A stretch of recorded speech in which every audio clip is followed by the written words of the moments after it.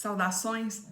Esta é uma reflexão bíblica sobre os sonhos. E o texto base é o Salmo 126, que diz o seguinte: Quando o Senhor fez voltar os exilados de Sião, ficamos como quem sonha. E a boca se nos encheu de riso e a língua de canções. Até entre as nações se comentava: o Senhor fez grandes coisas por eles. O Senhor fez grandes coisas por nós, por isso estamos alegres. Senhor, faze voltar nossos exilados, como torrentes pelo Neguebe.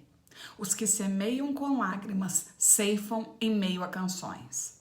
Vão andando e chorando ao levar a semente, ao voltar, voltam cantando, trazendo seus feixes. Bom, esse texto ganhou o título de Salmo do Exílio e faz parte de um conjunto de salmos chamados Cântico das Subidas, das Peregrinações, das Romagens, dos Degraus, que vão desde o Salmo 120 até o 134. Eles têm esse nome porque são usados para subir a Jerusalém nas festas hebraicas. O Salmo 126 específico lembra o povo de Deus como ele age, celebra a volta do exílio da Babilônia. Um salmo pequeno, de apenas 6 versos, mas repleto de sabedoria. Hoje eu gostaria que a gente pensasse a partir da primeira parte do versículo. Quando o Senhor fez voltar os exilados de Sião, ficamos como quem sonha. Aqui eu estou usando a Bíblia, a tradução da Bíblia de Jerusalém. Existem algumas diferentes traduções desse versículo. Algumas usam exilados, como a que eu estou usando, outras cativos, outras restaurou a fortuna, restaurou a sorte. A palavra em hebraico aqui é shivá e tem pelo menos 2 significados possíveis: restauração e cativo ou exilado. E com o decorrer da minha reflexão, ficará mais fácil entender o porquê da minha opção pelo uso da palavra exilados. Quando o Senhor fez voltar os exilados de Sião, ficamos como quem sonha. Ficamos como quem sonha. A raiz do verbo hebraico aqui é halam. E vocês estão vendo que hoje eu estou gastando todo o meu hebraico, né? Para quem não sabe, aqui fica um momento fofoca. Eu morei por 3 meses em Israel, mas ani lo medaberet ivrit. Uma das melhores traduções para o verbo halam aqui, do jeito que ele está flexionado, é como aqueles que sonham. Quando o Senhor fez voltar os exilados de Sião, ficamos como aqueles que sonham. Tá, mas aí a pergunta: como ficam aqueles que sonham? Os sonhos. Como Álvaro de Campos, um dos heteronômios de Fernando Pessoa, eu posso dizer: não sou nada, nunca serei nada, não posso querer ser nada. A parte disso, tenho em mim todos os sonhos do mundo. Tenho pensado demais sobre sonhos.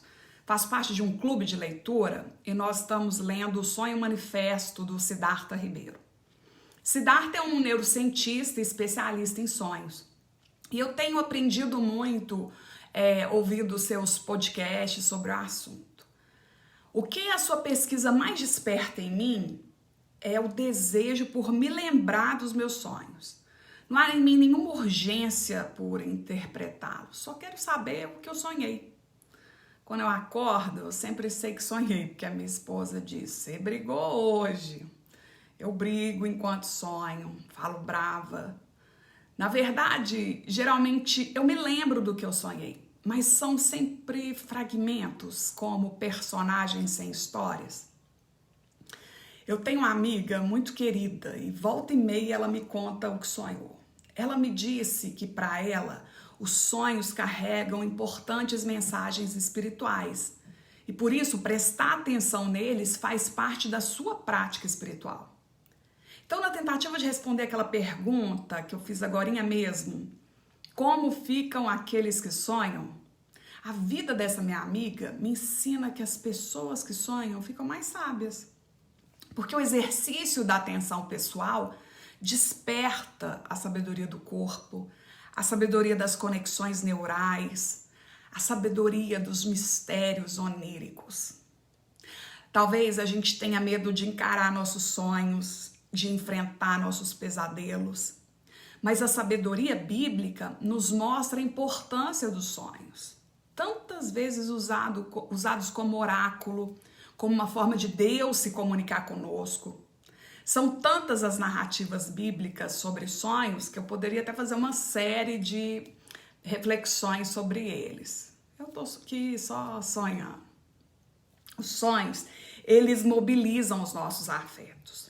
Uma amiga passando por uma situação complicada me contou que sonhou comigo. E ela narrou brevemente o sonho, disse que a gente estava morrendo de rir juntas e que esse sonho tinha sido um alívio para ela e dado uma certa esperançazinha. Sabe aquela sensação de sonho bom? De nem querer acordar só para sentir aquela alegria um pouquinho mais? E aí mesmo com o despertador berrando no nosso ouvido, a gente acaba acordando com um sorriso no rosto, uma certa esperançazinha. Talvez aqui tenha uma boa resposta para a minha pergunta também. As pessoas que sonham ficam com uma esperançazinha. Aquele sentimento de esperança em meio ao medo, ao desamparo, à dor, às incertezas. A gente sabe também que os sonhos não são sonhados somente de olhos fechados. Eles acontecem em estado de vigília também. Eu me lembro aqui da Paula Toller cantando "À noite sonhei contigo e não estava dormindo, justo ao contrário, estava bem desperto". Talvez seja sobre esse o sonho que o salmista estivesse falando, sobre o sonho como desejo, como anseio. Eu nunca sonhei em estar onde eu estou hoje. Ou talvez melhor seja dizer que eu sonhei com muita coisa que eu estou vivendo. Mas era um sonho em preto e branco, diante da realidade colorida que eu me encontro hoje. Tenho alguns desses sonhos registrados em diários, que mantive durante alguns anos. Os meus sonhos eram isso, meus. Sonhos individuais, pessoais, mesmo que sonhados ouvindo Raul Seixas com clássico, sonho que se sonha só, é só um sonho que se sonha só, sonho que se sonha junto, é realidade. Os meus sonhos eram sonhos sós. Mas o Salmo nos diz, ficamos como quem sonha, ficamos. Aqui a experiência coletiva de um estado de sonho, muito diferente da experiência que eu tenho enquanto dormindo, da que eu tenho enquanto planejo meu futuro. É um povo em êxtase, é uma experiência comunitária de prazer. Há um povo por aí que sabe sonhar coletivamente. Martin Luther King Jr. proclamou o famoso discurso "Eu tenho um sonho". Ao lado dele, tantos outros sonhadores e sonhadoras que sonharam e morreram por causa dos seus sonhos. A brasileira Margarida Maria Alves sonhou os direitos dos trabalhadores e das trabalhadoras rurais. A hondurenha Berta Cáceres sonhou a justiça ecofeminista dos povos originários. A transativista turca Andi Kader sonhou os direitos das pessoas LGBTIA+. A brasileira Marielle Franco sonhou outra política. Quantos desses sonhos sonhados por esses poucos nomes que aqui eu trouxe ainda não estão aqui em nós? Existem sonhos que são maiores que as pessoas que os sonham.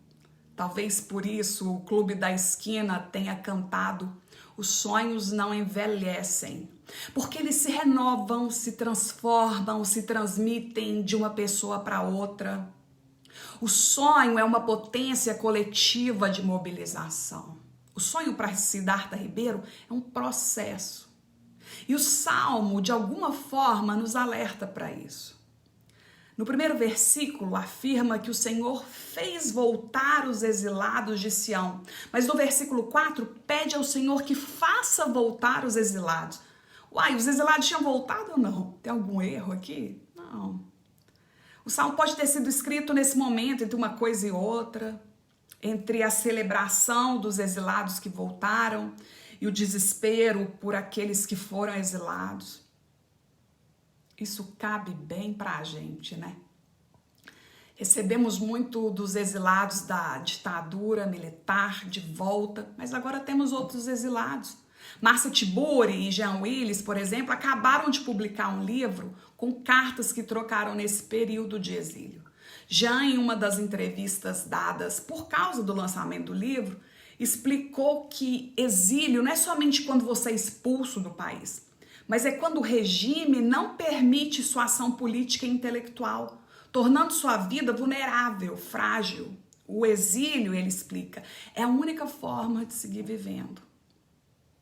Talvez a gente esteja um tempo entre Herbert Daniel e Jean Willis, entre Lygia Clark e Marcia Tiburi. Entre um tempo e outro, precisamos estar como aqueles que sonham. Afinal, quem aqui pode me afirmar que a urna vai garantir a volta dos nossos exilados e exiladas? A alegria das urnas, e seremos alegres nela, não implica na derrocada do reacionarismo. Pode ser uma importante fissura, mas não seu fim. Como eu li no feed da minha amiga Priscila, depois de atravessar, ainda é travessia. Por isso, entre o fez voltar os exilados e o faça voltar os exilados, precisamos estar como aqueles que sonham. E veja, eu deixei o melhor do sonho para agora, quase na horinha de acordar. A palavra halam, em hebraico, não significa somente sonho, significa também ser forte, saudável, se recuperar. Os professores Shmuel e Zev Safrai preferem a seguinte tradução para o versículo. Quando o Senhor fez voltar os exilados de Sião, ficamos como as pessoas que foram curadas. Como ficam aqueles que sonham? Eu perguntei. Eles ficam saudáveis, ficam recuperados. Nós precisamos dessa saúde mental, física, espiritual para sonharmos o nosso futuro. A gente viu pelo menos 3 características das pessoas que sonham. Elas são sábias, elas são esperançosas, elas são cheias de saúde. Por isso, se há alguma força mobilizadora que pode nos ajudar nessa travessia que se dará depois de atravessarmos as eleições, esse é o sonho. Como o poeta moçambicano Mia Couto nos ensinou, o que faz andar a estrada é o sonho. Enquanto a gente sonhar, a estrada permanecerá viva. É para isso que servem os caminhos, para nos fazerem parentes do futuro. Que assim seja, porque assim o é. Obrigada.